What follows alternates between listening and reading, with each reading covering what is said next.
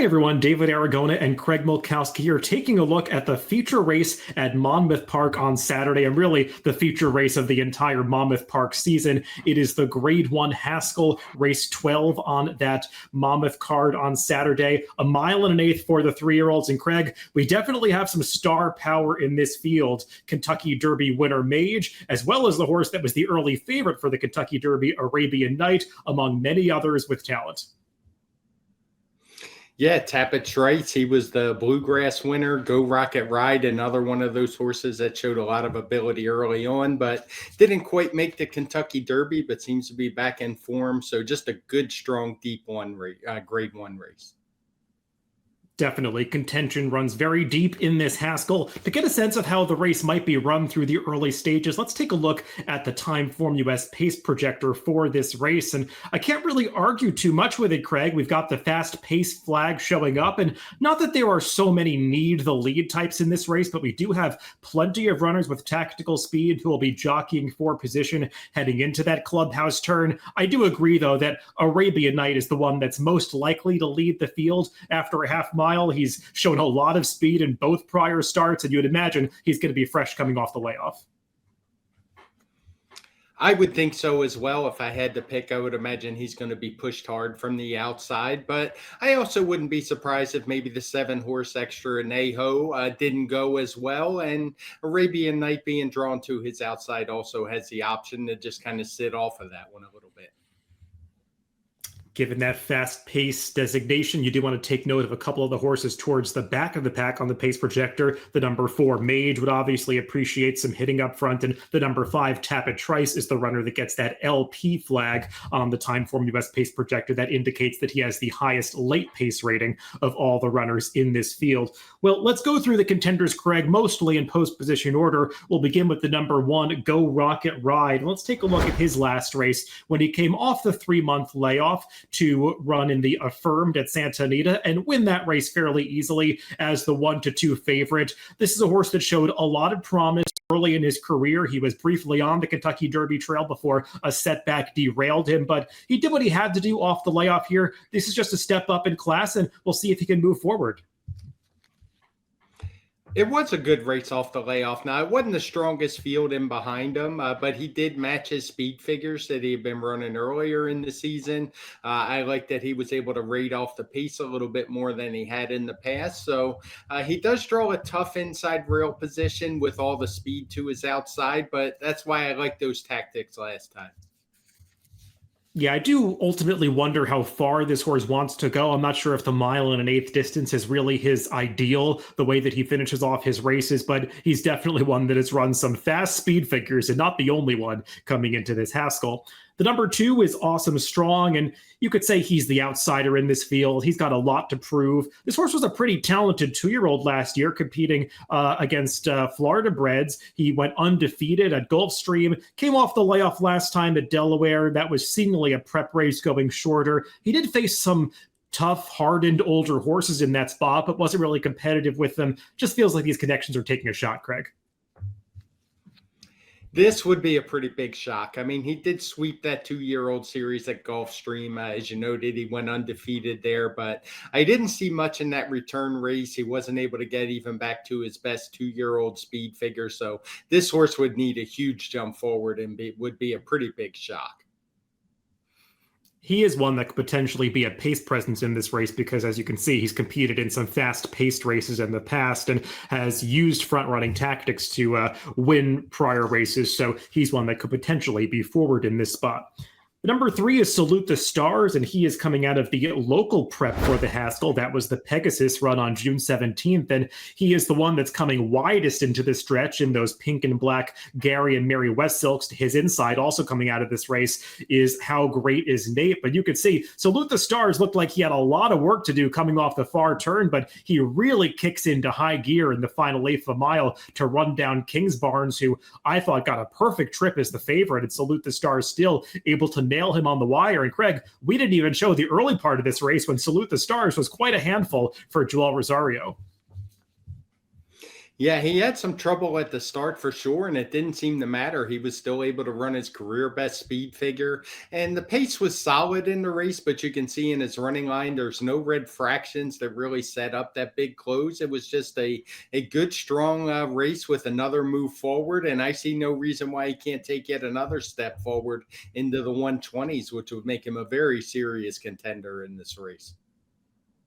Yeah, he didn't break well. He got kind of sandwiched between runners and then was a rank after that. So you don't necessarily want to see that, a horse that's kind of out of sync with its rider's cues, but he did ultimately respond last time. He's just going to have to be more professional if he's going to take down this much tougher field. And one more point I'll make about him, and also how great is Nate as we transition to that one, is that Pegasus was run on a day at Monmouth where the race rating box in Timeform US, that's next to the name of the race in the PP, it gets that dark blue color coding indicating that was a day that favored closers. And Craig, when I watched a lot of the races from Pegasus Day, it did feel like you didn't want to be down towards the inside. And salute the stars for sure, but also to a lesser extent, how great is Nate? They were outside the entire way in the 3 to 4 path. Yeah, this is one of those cases where we're looking for our rating is for speed or closer ratings, but that kind of is influenced by how the rail plays. And I tend to agree with you that it was more a bad rail than it was really a closer bias. And as for how great is Nate, he did run his career best speed figure last time at the Pegasus, but he was no match for Salute the Stars that day, had a better trip, and is one that would really have to step up his game to be competitive in this Haskell. Let's talk about a couple of the horses that are coming out of the Kentucky Derby, including the upset winner of that race at 15 to 1, Mage. And Craig, there's no doubt that Mage got a great trip and fantastic ride from Javier Castellano in the Derby to achieve that 126 Timeform US speed figure, which is the highest number of anybody coming into this race by far. But I think we have to ask ourselves how much of that number is owing to the fact that he got such a perfect setup that day, and can he repeat it under different circumstances? Because his surrounding numbers not quite as high. He obviously had that trip in the Florida Derby where he came from well off the pace. He finally broke better in the Preakness last time, but that was a race where the flow was a little bit against him. It was really dominated towards the front end. So what can we expect from Mage here? That's a big question in this race. I tend to think that the last race was more circumstances where he just didn't have that right race flow. There was very little speed in there outside of National Treasure, who went on to go wire to wire. I did think he was a little disappointing that day, and maybe it was just a little bit of too much too soon. I'm actually expecting him to run more back towards that Derby. I do think there's a good amount of speed in here, so I'm expecting a big race from Mage on Saturday. Yeah, it's interesting. The connections have stated this is a prep for the Travers. They waited till the last minute to confirm him for this race. He definitely has the ability to get the job done, and we'll see if the trip can work out for him, as well as the number 5, Tapit Trice, who will also be looking for some pace to develop up front. And, Craig, this horse has been a little bit of an enigma throughout his career. He's hinted at having a ton of talent. He doesn't always show it on the racetrack. He achieved that workman-like bluegrass score 3 back, was obviously a big disappointment in the Kentucky Derby where he went off as the second choice in the wagering. I thought he bounced back pretty well last time in the Belmont Stakes, though, because when I went back and watched that race, he had a pretty taxing trip. Maybe that's just the way he has to run, that grinding style coming from the back of the pack, but he was 4, really 5 wide all the way around the far turn trying to advance, and he never quit that day and seemed to get re-energized at the end when Forte ran up alongside him, but just couldn't get to Arcangelo, the winner. I'm a little torn on Tapit Trice. When I first watched the Belmont, I was disappointed he wasn't able to get second, not just because I bet him that way, but just seemed like he had everything his way and just couldn't hold off Forte, who kind of came back on again. But when you rewatch that race, I agree with you. He lost lots of ground. I can see why he maybe got a little bit tired at the end. So he's a bit of an enigma for me. The 1.5 mile distance should have been right up his alley. And I would say he kind of disappointed that day. It seems like the race that was made for him didn't show up. I do think he showed up, but he just didn't get the job done. I do think he's a contender in here. I'm not a big fan of him if he goes off around that 3 to 1 morning line, given his running style and the way you just have to keep after him the whole race.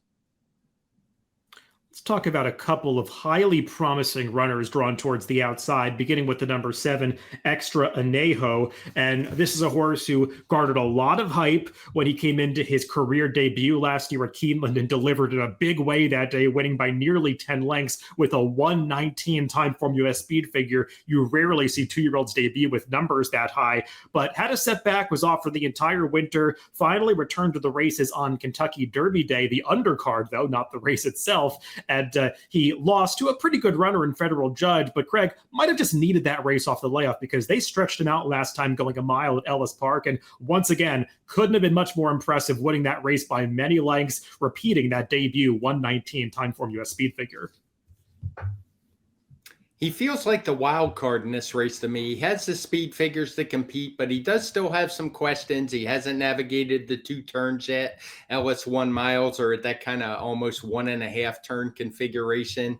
And I also wonder if he really does want to go this far. He is out of Into Mischief. A little bit of questions with that one. And I also think he might have some issues with the horse drawn to his outside, who we're going to talk about. We can see he rated off the pace last time, but I think that's a little deceptive. There was a runoff leader in that race who packed it in, and that horse actually has come back to win since then. But it's almost like he was in a race of his own that day if you ignored that runoff front runner. And I think he's going to be one that's right up there fighting for the front.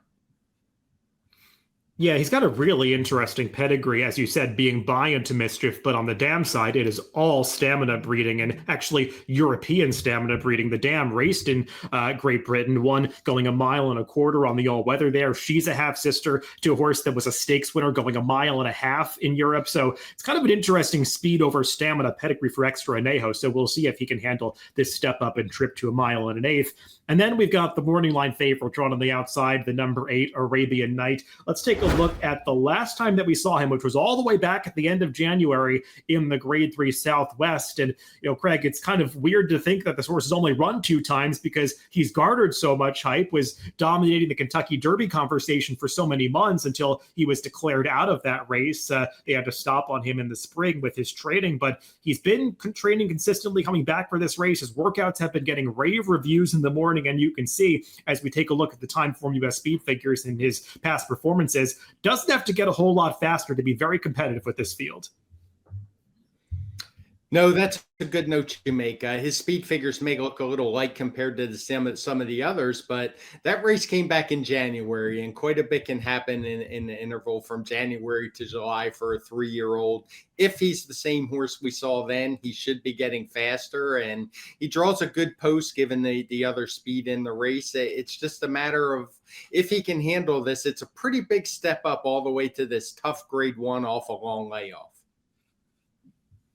Yeah, as I said, his workouts have been getting rave reviews in the morning, and he has looked pretty impressive. But he does have to overcome the layoff. And Craig, you found a very specific Bob Baffert formulator fact for Arabian Night. Really drilling down here, 3-year-old males, graded stakes, 3 to 6 month layoffs approximately. Bob Baffert is 0 for 8. I will say, generally, Bob Baffert has pretty good stats off layoffs like this. And, obviously hasn't had success in this specific situation, but the Haskell has generally been Bob Baffert's race.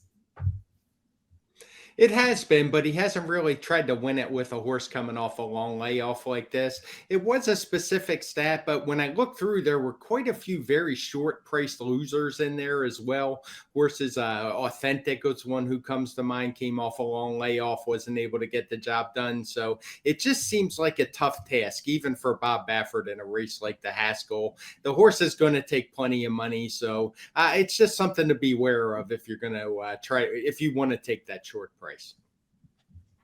Yeah, I believe I read an article. Bob Baffert's had 16 Haskell starters over the years with 9 winners in 6 seconds. So he really usually targets this race, and interesting that he has pointed Arabian Night here. Well, let's throw up our picks for this Haskell, Craig. And it's a really fascinating race. There are many directions to go. You went way against Arabian Night in here. I do have him in the mix in 3rd, but I do agree with the morning line maker that he's likely to go favored here. You put the number 4 Mage on top, hoping he can get back to that Kentucky Derby winning form. Yeah, he's a horse who I think the pace is really going to heat up. So you can see my top three. I have horses that are all coming from off the pace, and I think Mage is the one who probably has the most tactical speed of the group. May get the jump on the others at just a mile and an eighth distance. So he would be my top pick, but I wouldn't be surprised if either of the others, Salute the Stars or Tap It Trice, got the job done as well.